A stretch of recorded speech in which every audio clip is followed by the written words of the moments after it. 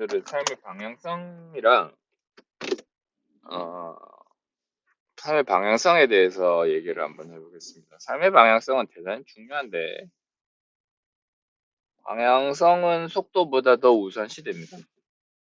당연한 얘기겠지만 속도는 우리가 방향을 지침하는 데 있어서 되게 방해가 되고 헷갈리는 요소입니다. 그러니까 더 빠른 길이 있어서 빠른 길로 가려고 하는 성향 자체가 대개는 문제가 되는 경우가 많아요. 그러니까 뭔가를 빨리 이루어지기를 기대하면 대개는 잘못된 방향일 확률이 높습니다. 제가 살면서 또 선배들 보면서 주로 느낀 건데 인생을 편하게 사시는 분들이 있고 고생스럽게 사시는 분들이 있어요. 근데 고생스럽게 사시는 분들은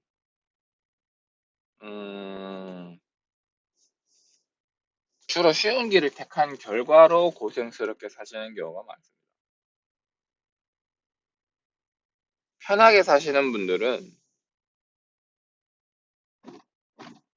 바른 길을 택한 결과로 편하게 사시는 경우가 많습니다. 그러니까 바른 길이 편한 길이냐?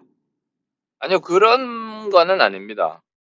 바른 길은 단기적으로 굉장히 힘들고 어려운 길인 경우가 많습니다. 뭐 당연한, 뭐 뻔한 얘기죠. 뻔한 얘기인데,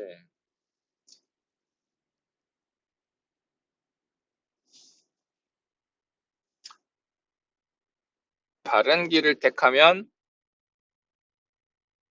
계속 힘들게 살기는 살아요. 근데 망하거나 그러지는 않습니다. 자기가 바르다고 생각하는 길들이 건강에 치명적인 문제를 막아주는 경우도 많고요. 그 다음에 이제 자기 사회적인 인망이나 또는 어떤 재정적으로 파탄이 난다거나 이런 경우를 많이 막아줍니다. 그러니까 올바른 길은 분명히 고생스러운 길이긴 한데 계속 고생스럽기는 합니다. 시간 지나면 괜찮아지나 시간 지나도 별로 안 괜찮아져요. 계속 고생스러워요. 아, 저 사람이 저기서 저런 선택을 하는구나. 고생스럽기는 한데 근데 잘 막아주죠. 자기의 인생이 파탄으로 가는 거를 잘 막아주죠. 근데 이제 편한 길을 선택하시는 분들이 있습니다. 편한 길을 선택하시는 분들은 당장은 편해요. 진짜로 편해요. 그러니까 편한 길을 선택하는 거겠죠. 근데 나중에 정말 고생스러워집니다. 나중에 진짜로 고생스러워집니다. 하느님이 그렇게 잘 만들어 놓으신 것 같아요. 그래서 편한 길을 택하면 지금은 편하지만 나중에 몇 배로 고생스러워집니다. 우리는 그러한 실수들을 하고 그거를 깨닫는 거죠. 깨닫고 난 다음에 다음부터 그러면 안 되겠다. 그렇게 생각을 하고 그다음부터는 약간 고생스럽더라도 올바른 방향으로 나아가려고 합니다. 그러니까 우리는 깨지고 바른 길로 가느냐, 그냥 처음부터 바른 길로 가느냐, 그 선택밖에 없는 거예요. 이것도 좋고 저것도 좋고 하는 길이 없는 겁니다. 잘못된 길을 선택을 하고 지금 당장 편하고 난 다음에 그래서 이렇게 쭉쭉 갈 수가 없냐? 갈 수 없습니다. 안 됩니다. 무조건 지금 당장 고생스럽더라도 본인이 생각할 때 올바르다 생각되는 선택을 하셔야 됩니다. 그걸 안 하면 어떻게 된다고요? 잘못돼서 깨지고 실패하고 그 다음에 다시 그 선택을 해야 된다고요. 그러니까 오답을 내고 오답 틀려서 선생님한테 회초리를 좀 두드려 맞고 그 다음에 다시 올바른 선택을 하게 됩니다. 그러니까 처음부터 고생스럽고 힘든 길로 나아가세요. 그렇게 되면 망하지는 않습니다. 치과 쪽으로 예를 들어보겠습니다. 음, 치과 의사들이 가장 힘들어하는 건 직원 문제예요. 직원 문제에서 직원들이 이제 취직을 하고 퇴사를 합니다. 취직을 하고 몇 개월간 얼마의 기간 동안 일을 하고 퇴사를 하면서 퇴사를 할 때 직원들이 원장님한테 공고사직 해준 걸로 하면 안 되겠냐. 공고사직 한 걸로 해갖고 자기 실업급여를 타고 싶다 이거지. 그러니까 실업급여를 옛날에 타주게 하는 방향으로 퇴사를 하게도 해줬었어요, 치과의사들이. 그러니까 나랑 뭐 오랫동안 잘 지냈던 직원이고 뭐 어쩔 수 없이 퇴사를 하게 되는데 본인의 이유로 퇴사를 하는 거죠. 근데 뭐 권고사직 좀 한 걸로 하게 해달라. 네가 잘라서 나를 자르게 하는 걸로 해달라. 그럼 좋은 마음으로 해줍니다. 좋은 마음으로 해주면 서로 좋잖아요. 뭐 자기는 일 안 하고 몇 개월간 퇴직금 타먹을 수 있어서 좋고 나는 뭐 직원들이랑 얼굴 붉히지 않고 마지막까지 아름답게 이별할 수 있어서 좋고 그래서 다 좋을 줄 알았는데 안 그래요. 그거 다음 사람들한테 전부 다 문제가 됩니다. 그 직원이 다른 치과에 계속 구직 활동을 하는 것처럼 보여야 돼요.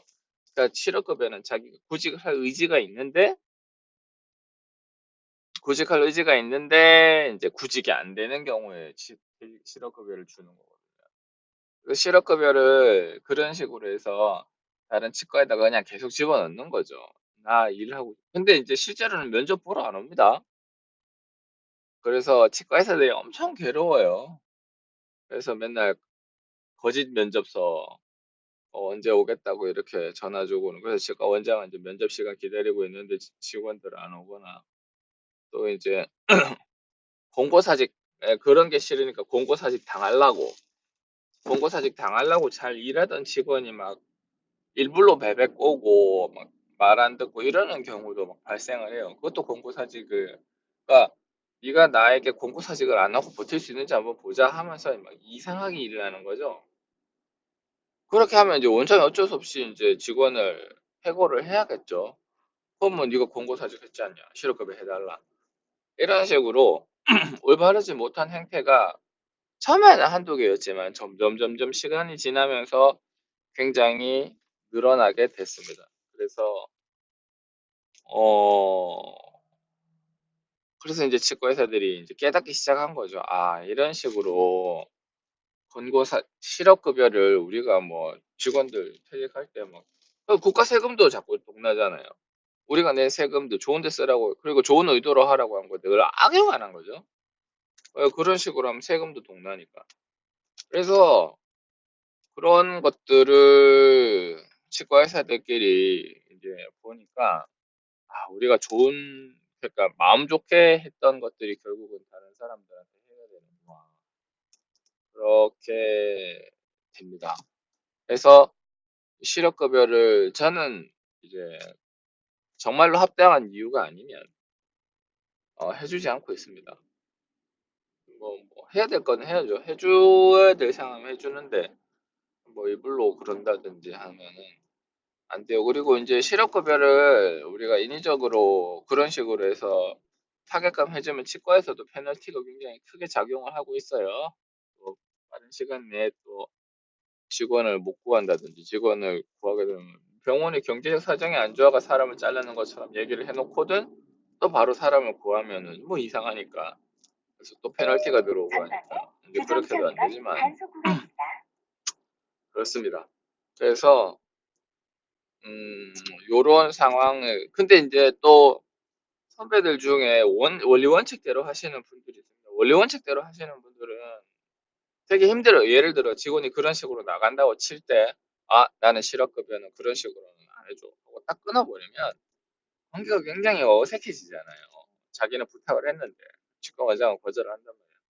그럼 자기가 오랫동안 일해 사람이 정도 없나, 뭐냐 그렇게 될 수도 있겠죠, 그죠?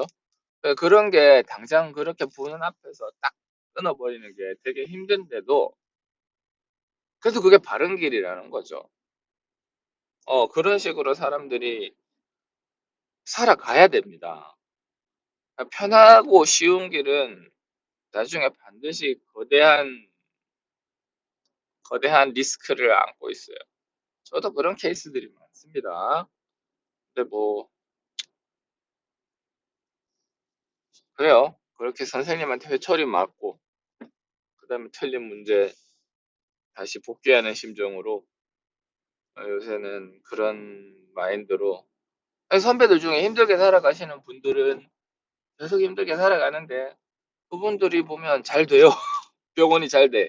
병원도 잘 되고 환자들한테 인망도 있고 그렇습니다. 그래요.